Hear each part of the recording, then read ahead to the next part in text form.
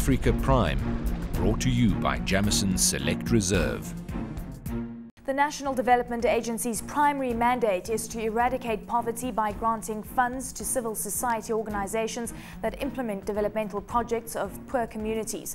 The organization celebrated 10 years in 2011, and we now talk to the CEO, Dr Vuyelwa Nhlapo, about the next 10 years, of course, coming to the fore. Thank you so very much, Dr. Nhlapo. Great to have you in studio and on the program. Thank you.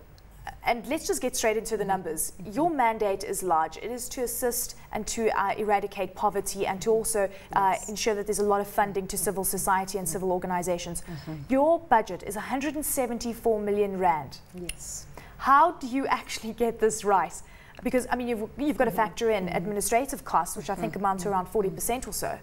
Yes. Indeed, the 174 million rand is very little compared to the poverty levels in the country. I mean, we're talking about the poverty levels that are close to 40% in the country. And poverty in its nature is multidimensional, which begins to say that one needs more than just 174 million. Hence, that has really forced us as an organization to say we cannot look at all the dimensions of poverty given the little budget that we have, and therefore we have had to prioritize. And in the next 5 years we are prioritizing in terms of what are the key areas that we will deal with in addressing poverty. Hence, we have identified 4 critical areas as the focus areas in addressing poverty. And one of those areas is the fact when you look at the poverty levels, the most affected are the children.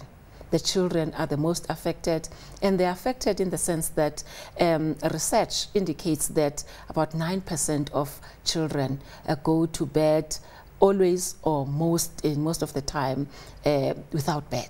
I mean, without food. They go to bed without food. And about 12% of adults, they go to bed without food. That begins to say that in looking at poverty, we have to identify children as the target group that we have to live it. But also research indicates that those children, a number of them, because some of them, because of poverty levels, they have stunted growth because they don't have enough food. And some of those children, they die at an early age, which begins to say that we have identified, therefore, the issue of early childhood development as a program that will break the intergenerational poverty. Okay, so tell us how you exactly do this, because again, I just allude to your budgets, and I think you're telling me 9% of children go to bed without food. I mean, does a big portion of the budget actually goes to food security and ensuring that you do feed those that do not have access to meals on a daily basis?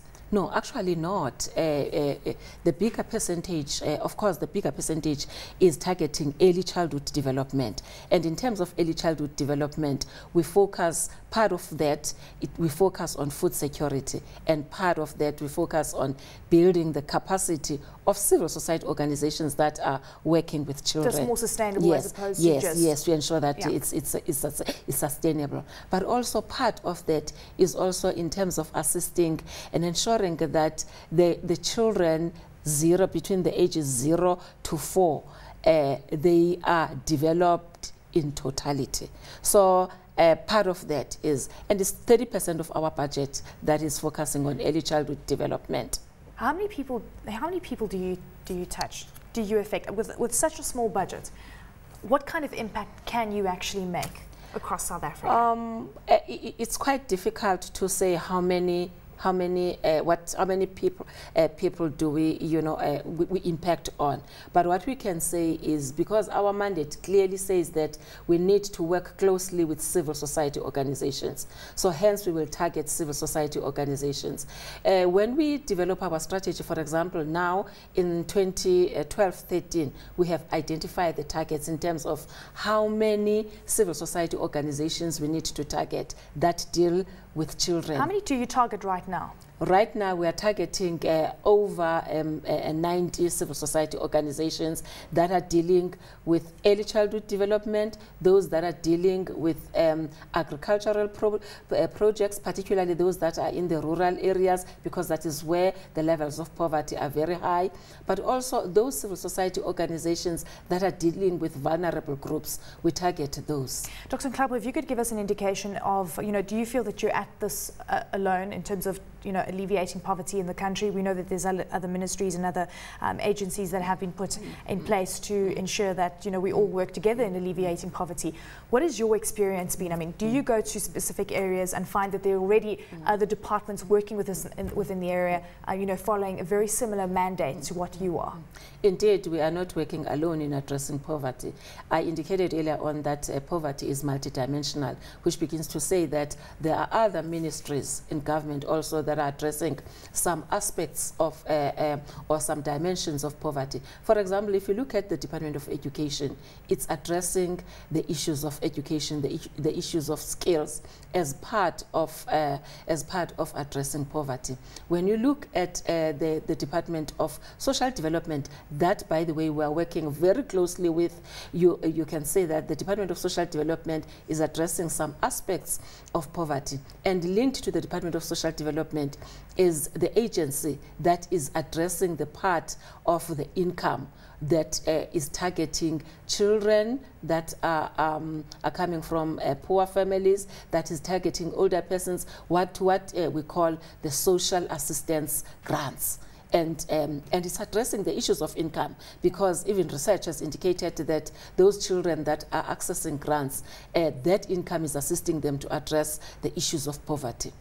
So we are working, in essence, we are not working alone, we are working with other agencies that are also addressing poverty. And perhaps that is why our budget is not that big. However, there is a need that a government needs to really increase the budget, because we cannot do as much as we would want to do. The national budget actually exceeded 1 trillion rand for the very first time, and you're receiving 174 million rand. I'm actually perplexed at this number. What kind of level would you like to see your budget, at, so that you can say you can make a sustainable difference? Because from what I'm hearing, you're really just focusing on, the necessities, and you're really just focusing on early childhood development, which is a very important phase with regards to ensuring that, poverty is then capped at a very young age. Currently, I mean, even when we look at the area of early childhood development, we've got about 54% of children that are not accessing early childhood development. And the majority of those children, if not all, are coming from poor families and poor communities. And when we talk about poverty alleviation, you also, you can't just save one person, you need to ensure that the whole family is taken out of poverty. Indeed, but there is an investment if you focus on children, because when you focus on children at an early age, those children, they become better adults, and actually they become change agents in terms of their households, because you break the intergenerational poverty, and therefore they are able to ensure that their families move out of poverty levels. So that is why it is very important, whilst focusing on other people within a household, but focus specifically on children, so that you can break the intergenerational poverty and ensure that those children become better adults. So what kind of budget would you like? Doubling of your budget? Not even doubling. More than that. More than that. If you were to ask, I mean, part of our strategy, we have put the target of raising additional funds beyond just the funds that we get from government. In the next 5 years, we have put a target of 1 billion rand. And for me, that's a reflection that for us, we are saying that we need about 1 billion rand to be able at least to make a significant impact in terms of the work that we do. How do you ensure that you strike that balance? Because that is quite important, where you just don't have people dependent on you, as opposed to being dependent so that they can actually move forward. That is why when you look at it, there's a difference in terms of us giving financial grants to civil society organizations and what South African Social Security Agency does in terms of giving social assistance grants to individuals. Those social assistance grants, they are meant to address issues of poverty, I would say, within a short term. But when you look at what we do, it's a long term, because we are not going to be giving those grants to those organizations, but we are preparing for future to ensure that they are sustainable, to ensure that if it's targeting income generations, they can be able to generate income that would make them sustainable in terms of sustaining their households. Are poverty levels rising in South Africa yearly, or are we making a dent? Look, we are doing well in some other areas, but definitely we still have a large proportion of our communities in poverty. Actually, for us as National Development Agency, it is a worrying factor, because in 2015, actually, the South African government put the target of 2014 in terms of meeting the Millennium Development Goals. And part of those goals is having poverty.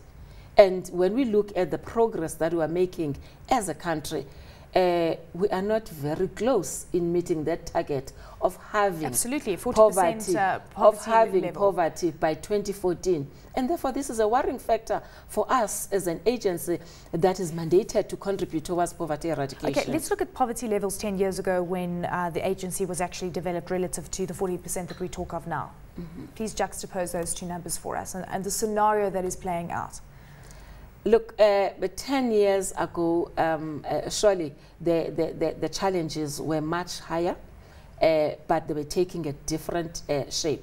If we look at 10 years ago, we had quite a significant number of our poor communities not even beginning to access the social assistance grants, which is a way of addressing income for poor households. But if you look at the figures now, quite a higher number of, actually I think currently it's over 13 million a number of people that are accessing social assistance grants. And remember, this is part of the social development as a way of addressing poverty.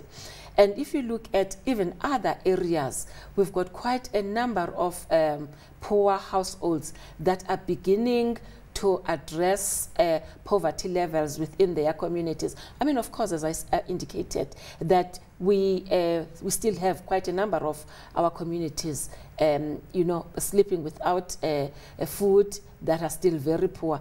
But there are strides that we have made. We have unlocked potential in other communities. We have communities where households have moved out of poverty and really are sustaining themselves through various projects, especially when it comes to rural areas where there are agricultural programs that are addressing food security.